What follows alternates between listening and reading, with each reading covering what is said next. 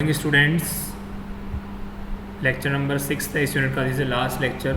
देखते हैं इसके अंदर तो हम प्रिंसिपल ऑफ प्लानिंग्स के बारे में डिस्कस कर रहे थे। तो इससे पहले मैंने इस लेक्चर से पहले लेक्चर 5 के अंदर अपन ने एस्पेक्ट एंड प्रोस्पेक्ट के बारे में देख लिया था। ठीक है, यहाँ पर हम बात करते हैं अपने lecture number 6 that is privacy. इसके अंदर हम जो बात करेंगे दैट इज़ प्रिवेसी। थर्ड जो अपना फैक्टर है यहाँ पर देखते हैं प्रिंसिपल है। तो यहाँ हम बात कर रहे हैं basically third principal that is privacy के बारे में। तो आपको पता है ये काफ़ी इंपॉर्टेंट प्रिंसिपल है, ठीक है ना। लिखा भी आपके सामने most important principle for planning of all types of general या फिर रेजिडेंशियल बिल्डिंग की बात करें। ठीक है, प्राइवेसी में भी from one part to another of the same building और could be from neighbours building. मतलब प्राइवेसी का क्या होता है, एक पार्ट एक ही बिल्डिंग के अंदर अलग अलग पार्ट्स में भी हो सकती है और वो एक बिल्डिंग से दूसरे बिल्डिंग के अंदर भी हो सकती है, ठीक है ना। तो रेजिडेंशियल की बिल्डिंग की बात करते हैं तो every room should have certain privacy which can be secured, carefully planning the entrance, pathways हो गया, ड्राइव्स हो गई, ठीक है। उसके बाद हम बात करते हैं प्रॉपर ग्रुपिंग होनी चाहिए रूम्स की, गुड पोजीशनिंग ऑफ डोर्स और विंडोज़ होना चाहिए, लॉबीज, स्क्रीन्स। ये क्या एक इंटरनल प्राइवेसी प्रोवाइड करते हैं। Toilet rooms, bed rooms, WC, urinals, ठीक है। तो टू टाइप्स ऑफ प्राइवेसी होती हैं, तो इंटरनल प्राइवेसी और एक एक्सटर्नल प्राइवेसी, ठीक है। तो इंटरनल प्राइवेसी क्या होती है वो देख लेते हैं हम। तो इंटरनल प्राइवेसी क्या है? Internal privacy is the privacy with in the building, it can be easily achieved, ठीक है ना। तो ये जो बिल्डिंग के अंदर की प्राइवेसी होती है दैट इज़ इंटरनल प्राइवेसी। उसको कैसे अचीव करते हैं? तो प्रॉपर ग्रुपिंग करके रूम्स की, जैसे बेड हो गया, ड्रेसिंग हो गया, टॉयलेट्स हो गया, किचन हो गया, डाइनिंग्स हो गया, ठीक है। उसके बाद फिर इसके बाद जैसे बेटर डिस्पोजिशन ऑफ डोर्स हो गया, विंडोज़ हो गया, ठीक है। उसके हैंगिंग्स हो गए प्रॉपर तरीके से, ठीक है ना। Careful planning of entrance, circulation का, स्पेस का हो गया। यहाँ पे वही लिखा हुआ है जो मैंने आपको अभी बताया। It is important in case of both room and sanitary services, attached bathroom, toilets, water closets, urinals. The internal privacy can be achieved by providing lobbies or screens. All these services should be independent for every bedroom. मतलब ये सारी की सारी service है जो bedrooms की अलग अलग होनी चाहिए, ठीक है ना। जैसे कि एक बेडरूम की सर्विस दूसरे बेडरूम को डिस्टर्ब ना करे, ठीक है। Privacy depends on fixing the position of doors, depend करता है कि डोर कहाँ पे लगा हुआ है, ठीक है ना। इंटरनल प्राइवेसी जो कि मेंटेन की जाती है तो वो proper privacy, proper disposition of doors हो गया, mode of hanging of doors हो गया, provision of small corridor lobby हो गया। एक्सटर्नल प्राइवेसी की बात करते हैं, privacy of the whole building with reference to the surrounding buildings and roads. मतलब एक सिंगल बिल्डिंग के आसपास जो भी रोड्स हैं, आसपास जो भी बिल्डिंग बनी हुई है उसके रिगार्डिंग जो privacy that is external privacy. External privacy कहाँ से आती है, ठीक है, वो देखते हैं हम। सबसे लिखा हुआ it is nothing but the privacy of the building. The building is expose to the public street और neighbour building, there is no privacy for that. The entrance can be screen with trees और suitable grid work. The external privacy can be achieved by, कहाँ से achieve होती है, having compound wall to a height of 1.35 metre to 1.5 metre above adjacent room level, road level, ठीक है ना। अगर आपकी कंपाउंड वॉल है जिसकी हाइट 1.35 मीटर से 1.5 मीटर तक है, ठीक है, रोड लेवल के पास में, तो वो प्रोवाइड कराएगी आपको, ठीक है। अगर मान लो पोर्च बना हुआ है मेन एंट्रेंस पे, ठीक है, तो वो भी आपको एक प्राइवेसी प्रोवाइड कराएगा। फिर पे ट्रीज़ बने हुए हैं कंपाउंड वॉल्स के साथ में, ठीक है ना, which act as sound barriers, वो साउंड बैरियर काम भी करेंगे और एज ए प्राइवेसी का काम भी करेंगे, ठीक है। देखो उसके बाद हम बात करते हैं इसके अंदर और प्रोवाइडिंग स्क्रीन्स हो गया, वॉल्स हो गया, कर्टेन वॉल्स हो गया, ठीक है। तो इस तरीके की बात करते हैं। तो ये सब किसके अंदर आएंगे, आपकी प्राइवेसी के अंदर आएंगे, ठीक है। जैसे डायग्राम देखो, आप जो आपके सामने डायग्राम बने हुए डायग्राम देख लेते हैं एक बार। देखो तो इस डायग्राम को देखते हैं, यहाँ पर हम बात करते हैं इस डायग्राम की। तो यहाँ पर अगर हम बात करते हैं, ये मेरा डोर था, ठीक है, ये मेरा डोर है कुछ इस तरीके से, ठीक है। एक इंसान या पर्सन यहाँ पर है, ठीक है, तो उसको यहाँ पर सब कुछ दिखाई दे रहा है, ठीक है ना। तो वो यहाँ पर सब कुछ देख सकता है जो अंदर अंदर जो भी काम चल रहा हुआ, ठीक है। ही कैन सी और she can see everything what ever is going on in side. तो दे ऑलमोस्ट नो प्राइवेसी, तो यहाँ पर प्राइवेसी बिल्कुल भी नहीं है।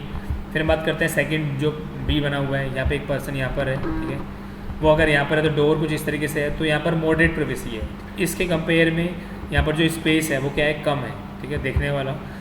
और जब हम यहाँ बात करते हैं थर्ड डायग्राम के अंदर, जो यहाँ पर्सन यहाँ पर है, ठीक है, डोर है हमारा एक साइड से ही खुल रहा है, तो यहाँ पर मैक्सिमम प्राइवेसी है। देखो यहाँ पर बहुत कम स्पेस है compare to first diagram and second diagram, ठीक है।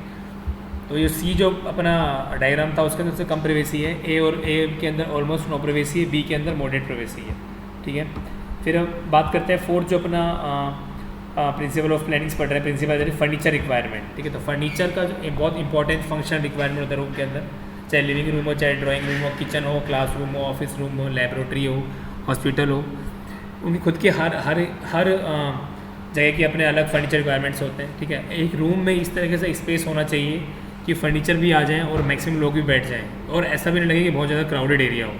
अगर मान लो एक रूम के अंदर आपने बहुत सारा फर्नीचर सेट कर दिया, ठीक है, बहुत से लोग बैठा दिए और स्पेस बिल्कुल नहीं बचा, तो वो क्या लगेगा बहुत ज़्यादा लोग बैठे हुए हैं, ठीक है। गर्मी के टाइम काफ़ी गर्मी लगेगी उस जगह पर, ठीक है ना। आपको इस तरीके से आपको फर्नीचर सेट करना है कि लोग भी अच्छे खासे बैठ जाएँ, मैक्सिमम लोग बैठ सके, लेकिन ओवर क्राउडेड भी ना लगे। रूमीनेस क्या होता है वो देख लेते हैं। Roominess is obtained by getting maximum benefit from the minimum dimension of a room without cramping of the plan. तो रूमीनेस के बारे में डिस्कस करते हैं अपन कि रूमीनेस क्या होता है। तो एक जनरल फीलिंग, रूमीनेस कहता है, it is general feeling created after room is well furnished with all the permanent furniture as a spacious and well plan. Room should be such that it can be put the maximum use but having minimum possible dimensions, cheap to construct and easy to clean। मतलब इस तरीके से होना चाहिए कि जो construction हो वो काफ़ी चीप होना चाहिए, ठीक है, और आराम से इजीली क्लीन हो सके, ठीक है ना। सम रूम में create the impression of being cramped, मतलब जो कुछ रूम देखे होंगे आपने, ठीक है, वो इस तरीके से बनाए जाते हैं कि ऐसा लगता है कि बिल्कुल जैम की तरह बन गए, मतलब बिल्कुल जैम लगा हुआ है, ठीक है, फर्नीचर इस तरीके से इसके अंदर रखे होते हैं।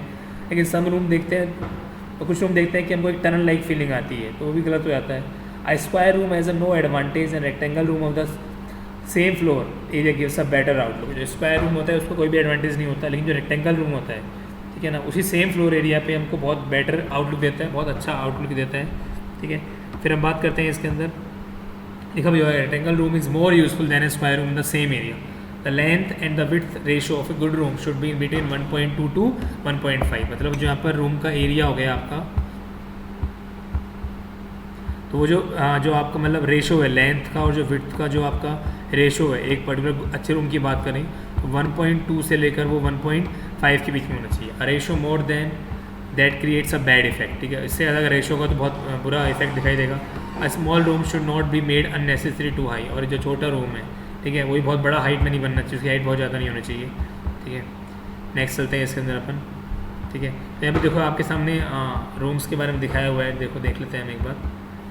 ये स्क्वायर रूम है, दैट इज़ देखो दोनों का एरिया 120 स्क्वायर फीट है, लेकिन यहाँ भी स्क्वायर रूम का भी एरिया 120 स्क्वायर फीट है और यहाँ पर भी रेक्टेंगल का रूम का भी एरिया जो है दैट इज़ 120 स्क्वायर फीट है। लेकिन इसके अंदर जो लेंथ है रूम की दैट इज़ 10 फीट, और जो इसके अंदर लेंथ है दैट इज़ विड्थ जो है वो 10 फीट है। मतलब length is equal to width हो गया क्योंकि हम बात कर रहे हैं स्क्वायर की। लेकिन अगर हम बात करते हैं यहाँ पर तो इसकी जो लेंथ है दैट इज़ 12 फीट, जो इसकी लेंथ होगी वो कितनी होगी 12 फीट होगी, ठीक है, और जो इसकी विड्थ होगी दैट इज़ 8 फीट 3 इंच, ठीक है ना। तो एरिया दोनों का सेम है, लेकिन यहाँ पर आपको स्पेस ज़्यादा दिखाई दे रहा है, ठीक है ना। सेम फ्लोर एरिया के अंदर स्पेस यहाँ ज़्यादा दिखाई दे रहा है, यहाँ पे आपको कम स्पेस दिखाई दे रहा है, ठीक है ना। तो रूमीनेस इस तरीके से होनी चाहिए कि आपका जो रूम हो काफ़ी इस तरीके से रेक्टेंगल शेप में हो तो बहुत बेटर होगा वो, तो लिखा भी हुआ है। जो रूमीनेस को जो डिफेक्ट करता है factor, size of the room हो गया, शेप हो गया, फर्नीचर यूज हो गए, पोजीशंस ऑफ डोर्स और विंडोज़ हो गए, ठीक है। फिर हम बात करते हैं जो अपना इससे ग्रुपिंग के बारे में। Grouping means setting different rooms of building according to the inter relationship of invitation and transition. तो ग्रुपिंग के बारे में बताई दिया आपको मैंने कि ग्रुपिंग क्या होता है। प्लानिंग होती है दो या दो से ज़्यादा जो आपके रूम एक दूसरे के रिलेट करते हैं, ठीक है ना। It minimise the length of circulation and at the same time improve the comfort, privacy and convenience of the inmates of the house. मतलब ग्रुपिंग किस तरीके से होनी चाहिए कि जो आपका सर्कुलेशन है लेंथ का वो कम से कम हो सके, ठीक है, एक सेम टाइम के अंदर कंफर्ट में इंप्रूवमेंट हो, प्राइवेसी में इंप्रूवमेंट हो, ठीक है, और जो आपके इनमेट जो घर में रह रहे हैं, ठीक है ना, वो कन्वीनियंस हो उसके अंदर। एक grouping varies according to the type of the building. अब बिल्डिंग की टाइप पे डिपेंड करती है ग्रुपिंग आपकी, ठीक है। The shape of building depends upon grouping to the other units, ठीक है। The following units are to be considered while planning residential building. तो ये ग्रुपिंग के बारे में अपन ने देख लिया है यहाँ पर, ठीक है। देखो ये आपके सामने बना भी रखा है यहाँ पर, देख लेते हैं इस चीज़ को यहाँ पर अपन कि देखो ये हॉल इस तरीके से है, ठीक है। हॉल से गेस्ट रूम इस यहाँ पर होना चाहिए, टॉयलेट का रास्ता यहाँ होना चाहिए, कॉमन रूम इस तरीके से, डाइनिंग यहाँ पर, किचन यहाँ पर होना चाहिए, फिर बेडरूम का रास्ता ये है, ये बेडरूम हो गया, ये टॉयलेट। तो यहाँ पे लिखा भी है dining room should be closer to kitchen. No doubt अगर मान लो किचन बहुत दूर जाएगी तो फिर हमको दिक्कत आएगी। Kitchen should be away from living room to avoid smell and smoke, ठीक है ना। किचन थोड़ा सा लिविंग रूम से दूर होना चाहिए कि स्मेल और हमारा स्मोक ना आ सके, ठीक है। तो ग्रुपिंग जो रेजिडेंशियल बिल्डिंग के हैं वो बता दिया, ठीक है। फिर हम बात करते हैं सर्कुलेशन का। तो हॉरिजॉन्टल सर्कुलेशन मतलब it is the circulation on the same floor, ठीक है ना। रूम्स के बीच में सर्कुलेशन हो सकता है, ठीक है। और वर्टिकल सर्कुलेशन मतलब एक फ्लोर से हम दूसरे फ्लोर की बात करते हैं तो उसको बोलते हैं वर्टिकल सर्कुलेशन, ठीक है ना। एलिगेंस की बात करते हैं तो एलिगेंस क्या होता है, एक ओवरऑल इफेक्ट होता है, ठीक है ना, जो कि एक एलिवेशन के द्वारा प्रोड्यूस किया आता है। जनरल लेआउट होता है बिल्डिंग का, उसके अकॉर्डिंग पता लगता है। To get good elegance of building it is better if elevation is developed first and then plan is adjust accordingly. मतलब अगर आपको एक अच्छा एलिगेंस देना है, अच्छा अपीयरेंस देना है, सबसे पहले आपको एलिवेशन खड़ा करना होगा, उसके बाद ही आप प्लान पे जा सकते हैं, ठीक है। तो लिखा भी हुआ है सिलेक्शन ऑफ साइट और ओपन प्लॉट और the construction of building greatly affects the elegance.